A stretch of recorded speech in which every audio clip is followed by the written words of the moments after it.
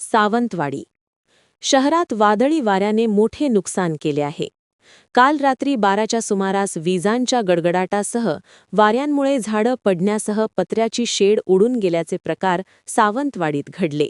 सुदैवाने यात कोणाला गंभीर इजा पोहोचली नसल्याची प्राथमिक माहिती मिळत आहे. गुरुवारी सायंकाळपासून तालुक्यात विजांचा लखलखाट सुरू होता. आंबोलीत पाऊस देखील पडला. यातच रात्री 12च्या सुमारास शहरात वादळी वाऱ्यांनी थैमान घातले.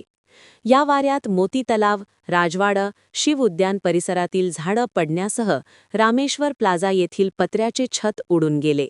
SP कॉलेजच्या परिसरात हे छत उडून पडले. सुदैवाने यात कोणाला गंभीर इजा पोहोचली नसल्याची प्राथमिक माहिती मिळत आहे.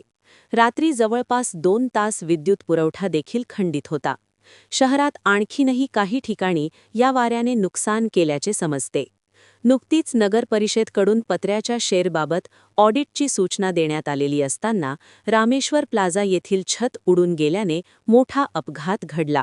सुदैवाने हे छत मोती तलावासमोरील भागात न कोसळल्याने मोठा अनर्थ टळला.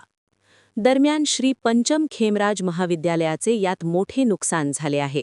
जुन्या इमारतीचं कौलारू छत तसेच नवीन इमारतीचे पत्रे तुटून पडला आहे. वाऱ्याचा वेग एवढा होता की 3 मजली इमारत ओलांडून काही पत्रे थेट कॉलेजच्या मागील बाजूला जाऊन पडले. रामेश्वर प्लाझा येथील काचीच्या खिडक्या फुटून नुकसान झाले.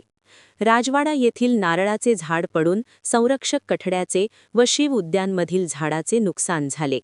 उभा बाजार येथील छताचा पत्रा शेजारील इमारतीच्या अंगणात जाऊन पडला. RPDच्या जाहिरात कमानीचंही नुकसान झाले. सुदैवाने ही घटना रात्रीच्या वेळी घडल्याने मोठा अनर्थ टळला आहे. साबाजी परब, सत्यार्थ महाराष्ट्र न्यूज, सावंतवाडी.